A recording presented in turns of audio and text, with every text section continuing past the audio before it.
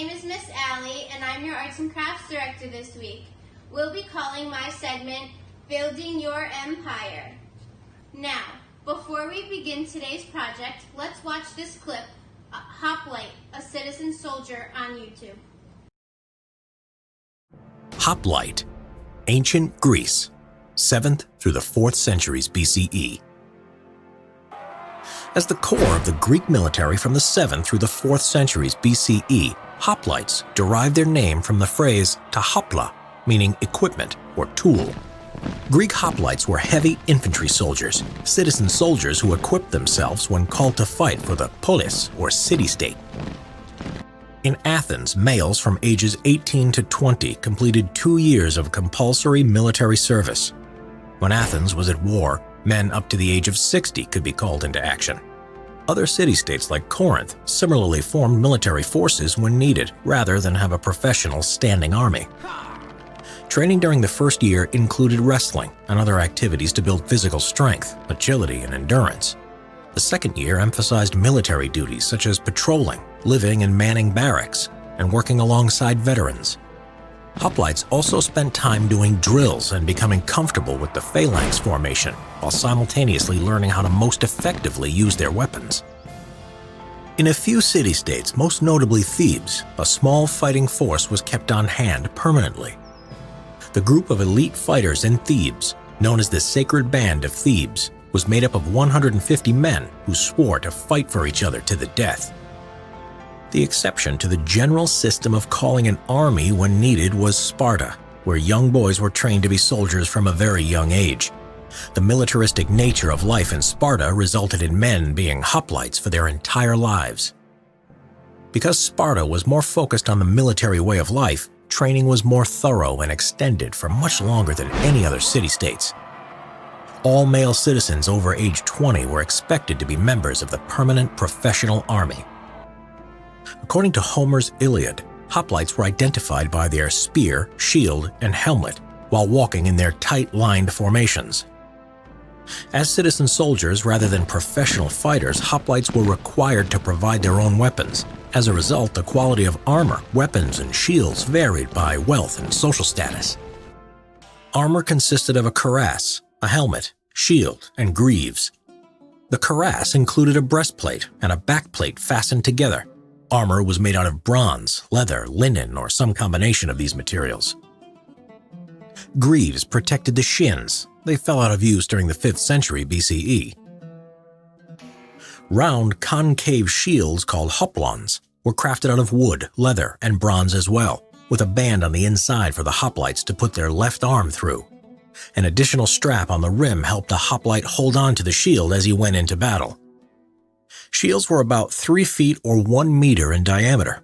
They protected soldiers from chin to shin. Sometimes these shields carried special designs on them. Famous examples include the Gorgon from Greek mythology or the inverted V of the Spartan hoplites. Spears known as doru were made out of wood and the blade made out of iron or bronze. The spear was about 8 feet long.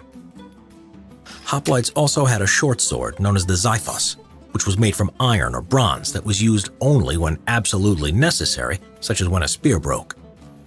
Swords were about 2 feet long, making them less useful than a spear in battle because they had a shorter reach. Bronze helmets included cheek guards and a nose cover, essentially only having holes for the eyes and mouth. Helmets gave soldiers limited visibility. Hoplites focused on their own actions instead of their neighbors, but were also unable to see an enemy approaching from the side or the rear. Everything a hoplite carried, collectively known as a panoply, weighed between 45 and 70 pounds. A large majority of hoplites were accompanied by a slave who carried the rations in a basket, along with bedding and a cooking pot. Slaves also acted as attendants to the wounded. Hoplites were divided into regiments, and when they went into battle, they formed a phalanx.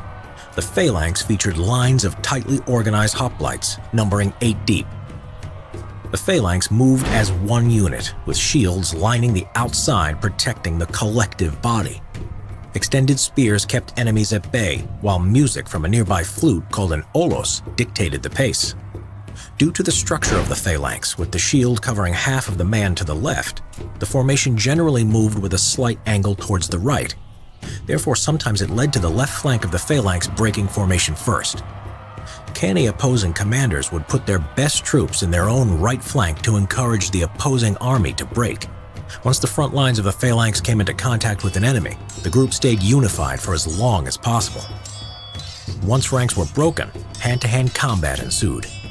The phalanx was a successful military tactic and an effective psychological weapon. At the Battle of Marathon against Persia in 490 BC, the hoplite phalanx proved superior, with sources, albeit exaggerated ones, indicating that Athens lost 192 men and Persia lost 6,400.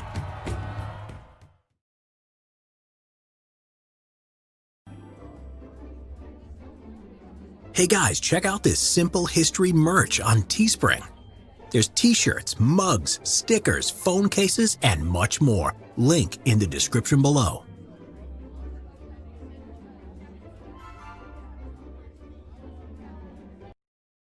Wow, the Greeks sure were a tough bunch, huh? As you can see, the ancient Greeks' style of warfare and commitment to their city-states is a huge reason why they lasted as long as they did. They had many military foot soldiers as well as a massive navy. Without the use of military ships, traveling only by land would have put the Greeks at a serious loss because Greece was covered in so many mountains. Because all of their city-states were independent, meaning they had their own government and ways of life, at times, the Greeks would fight amongst themselves. The most famous feud was between Athens and Sparta, which sparked the Peloponnesian War. Speaking of Sparta, that brings me to today's special activity. We will be making Spartan helmets.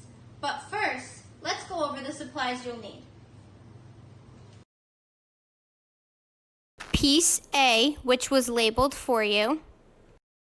Piece B, which was labeled for you. And piece C, or your tracer. A piece of red construction paper. The pre-printed helmet pieces. Your bottle of glue. Your strip of red gems. Your container of gold paint. A paintbrush. And a small cup of water. First, you're going to take piece A and piece B and paint them gold, either just the front or both sides, whichever you prefer. Next, you're going to paint the pre-printed helmet pieces gold as well. Next, you're going to take piece C or your tracer and trace it onto the red construction paper.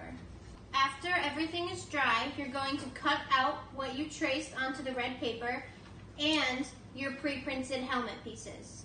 Now, it's time to start preparing to assemble your helmet. So you're going to take the piece of red paper that you cut out and fold it into 3 equal pieces.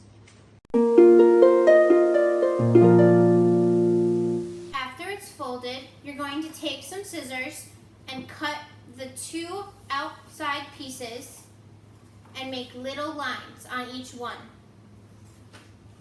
So to start actually putting your helmet together, you're going to take piece A from before, or the longest piece, and you're going to make a circle out of it. And then you're going to glue together where the ends meet in the circle. And make sure you hold it together for a bit just to make sure that it dries. Next, you're going to take the red piece of paper that you cut and glue it down to piece B that you painted before. Make sure you only glue the middle part down onto the piece. Next, you're going to take the red and gold piece that was glued together and glue it to the circle and make an arc. And glue it like an arc. So put glue on both sides, both ends of the red construction paper piece. And stick one end in the front, and then make the arc and stick the other end on the back. and hold them until they're dry again. Next, you're going to take the longest pre-printed piece and put it on the front of your helmet so the point is in the middle of the red, and glue it down. Again, make sure you hold it until it's dry. So for your final 2 steps, you're going to glue on the last 2 pieces and add your gems. So, right where the end of the piece you just glued on is, you're going to put glue where the white part of this piece is, and glue it right where the end of the helmet is. And you'll hold it until it's dry. Make sure the notch is on the side where your face will be, so the notch is facing the front of the helmet. And you'll do the same thing on the other side. You'll put glue on the white part and put it right where the end of the other piece is. And you'll hold both of those until they're dry. Then you will put your helmet just down like this so you can add your gems to the top.